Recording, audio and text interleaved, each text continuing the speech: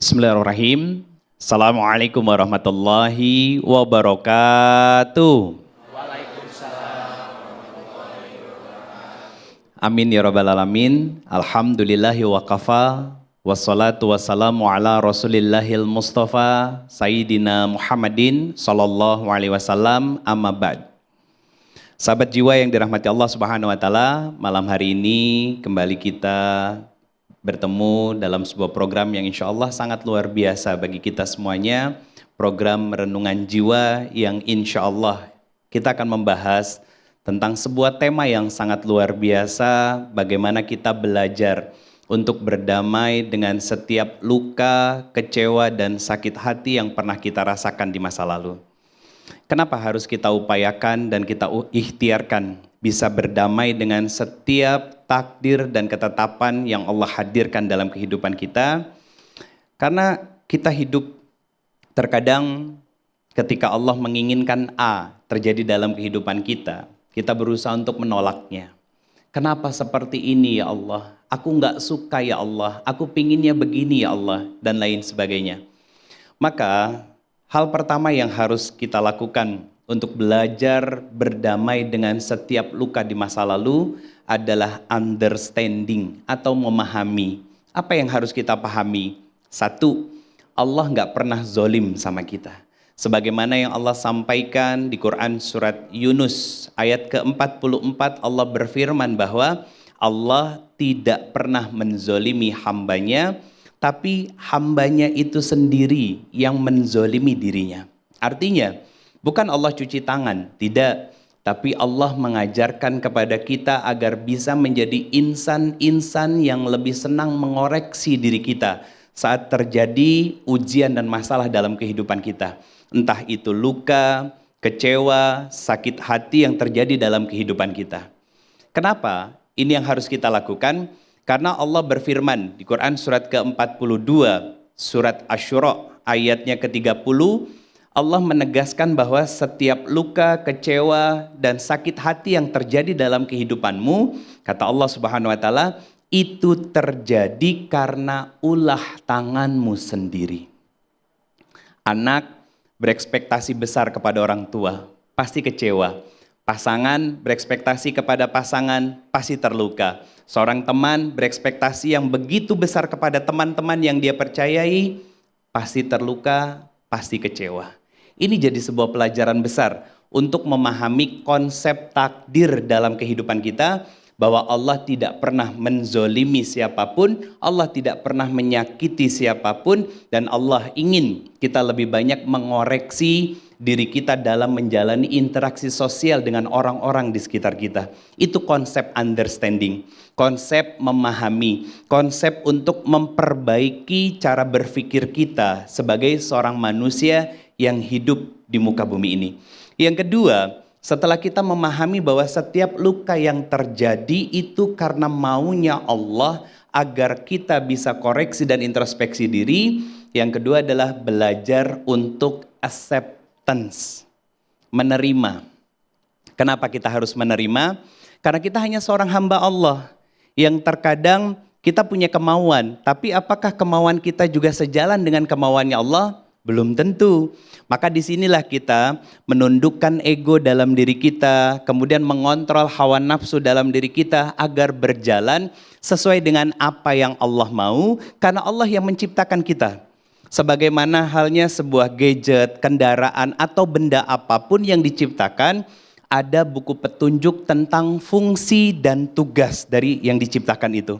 Begitupun tentang diri kita. Sebagai seorang hamba, Allah yang mengetahui tentang siapa diri kita, bagaimana kehidupan kita, besok lusa apakah akan tetap bahagia atau justru duka yang datang dalam kehidupan kita, Allah yang mengetahuinya. Maka ketika kita sadar bahwa Allah tidak pernah menzolimi kita sedikit pun, akhirnya kita berjalan dalam kehidupan ini dengan kehati-hatian tanpa terlalu tinggi ekspektasinya kepada siapapun, yang akhirnya apapun takdir yang Allah tetapkan dalam kehidupan kita, hati kita perlahan tapi pasti belajar untuk menerima, karena telah memahami bahwa setiap takdir yang terjadi ditetapkan, ditentukan oleh Allah dengan kasih sayang dan cintanya. Akhirnya Setelah memahami, setelah menerima, kita belajar yang ketiga untuk forgiving, memaafkan. Ini sebuah upaya yang harus kita lakukan seiring berjalannya waktu. Kenapa kita harus memaafkan orang lain, kesalahan orang lain, dan luka yang muncul karena orang lain? Jawabannya sederhana, bukan tentang layak atau tidaknya orang itu dimaafkan, tapi karena kita pun sadar sebagai seorang hamba sangat butuh dimaafkan dan juga diampuni dosa-dosa diri kita oleh Allah Subhanahu wa taala yang menciptakan kita. Allah berfirman, "Ala tuhibbuna ayyaghfirallahu lakum." Apakah kamu tidak ingin diampuni dosa-dosamu oleh Allah Subhanahu wa taala? Maka belajarlah untuk terus berlapang hati memaafkan orang-orang yang pernah menyakitimu, menzolimimu dalam kehidupanmu yang sebentar di dunia ini. Sahabat jiwa yang dirahmati Allah Subhanahu wa taala, alhamdulillah malam hari ini saya tidak sendiri. Saya akan ditemani oleh seorang yang sangat luar biasa, kisahnya sangat inspiratif dan sudah hadir di tengah-tengah kita, yaitu Bang Kiki Farel. Berkenan Bang untuk naik ke atas panggung menemani saya. Assalamualaikum warahmatullahi wabarakatuh Bang. Waalaikumsalam Pak Ustadz, terima kasih undangannya.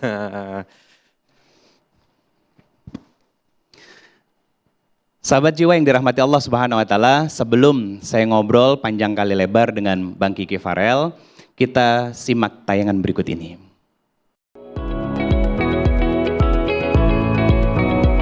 Dalam perjalanan hidup, tak semua luka mudah pulih.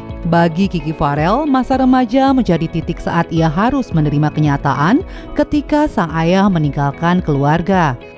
Bersama ibunda, kakak, dan adiknya, ia belajar bertahan di tengah kecewa dan keterbatasan. Waktu berlalu, luka itu tak langsung hilang.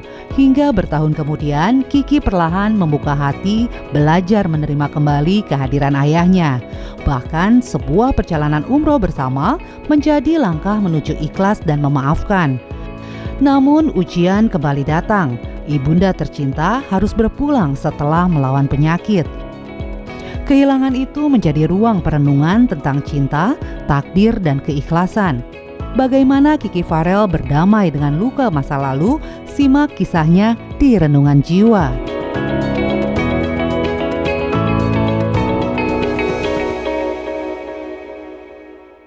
Bang Kiki, lebih enaknya Bang Farel kali ya. Boleh. Kita melihat sosok Bang Farel ini sekarang sebagai figur yang sukses di dunia hiburan. Namun ternyata di balik itu semuanya kita sama-sama tahu bahwa masa kecil Bang Kiki ini atau Bang Farel ini begitu berat setelah ditinggal oleh sosok ayah. Apakah kondisi tersebut yang membuat Bang Farel di usia remaja memutuskan untuk mencari nafkah dan kemudian terjun ke dunia entertain, mengambil alih peran dalam keluarga sebagai tulang punggung dalam rumah? Boleh ceritakan Bang? Ya itu betul banget sih Pak Ustadz. Jadi karena kondisi keluarga saya waktu itu sangat-sangat down banget, merasa berada di bawah karena memang ditinggal sosok seorang ayah. Dan di situ mama saya, ada saya, kakak saya sama adik saya gitu. Dan kebetulan memang bagaimana ya, agak sedikit menceritakan masalah keluarga besar mama sih sebenarnya. Ya. Sedikit saja. Iya, jadi di antara anak-anak mama, di antara anak-anak nenek, nenek kakek saya, mama saya, kakaknya, adiknya, itu memang mama saya yang kondisinya paling memprihatinkan gitu. Ya biasalah ya, ada pembagian-pembagian yang seharusnya berapa tapi ternyata realnya berapa. Pokoknya kondisi mama saya itu di antara anak-anaknya itu paling kurang. Ditambah lagi bapak saya hanya pekerja supir aja waktu itu, supir pribadi orang waktu itu. Terus singkat cerita di umur saya 15 tahun bapak saya pergi meninggalkan saya begitu aja. Itu kondisinya saya masih SMP, which is saya butuh banget biaya-biaya sekolah, buat makan, buat nonton TV itu nggak bisa sama sekali. Kayak nonton TV di rumah adiknya mama, di rumah kakaknya mama yang punya. Terus belajar, beli buku itu susahnya banget. Bersyukur kalau bukunya itu masih sama dengan tahun sebelumnya. Tapi kalau tahun sebelumnya bisa minjem sama kakak kelas. Kakak kelas itu ada sepupu. Tapi kalau bukunya beda otomatis harus beli lagi. Bahkan saya itu inget banget waktu itu mama saya sampai menjual baju-baju saya yang sudah kekecilan Pak Ustadz. Karena memang nggak punya uang lagi gitu. Dan bajunya pun itu dikiloin. Yeah. Jadi ada orang datang ke rumah tok itu keliling-keliling rumah itu kita kiloin ya paling berapa sih 7.000 8.000 per kilo. Udah singkat cerita dan saya jadi sadar nih. Berpikir oh nggak bisa. Saya masih punya adik, kakak saya nggak kuliah dan saya pun pengen kuliah itu di saat itu tidak mungkin karena tidak ada biaya. Akhirnya perjuangan sekolah selesai dengan perjuangan mama saya sendiri. Ya tadi jual baju bekas, kerja di rumah orang sebagai ART gitu kan. Dan dari situ saya berpikir oh nggak bisa, saya harus merubah nasib keluarga saya. Bangga plus ada rasa sombong. Karena tanpa ayah saya bisa. Dari situ saya muncullah dendam dulu Pak Ustadz. Jadi masalah umroh itu masih panjang. Dendam saya sama bapak saya.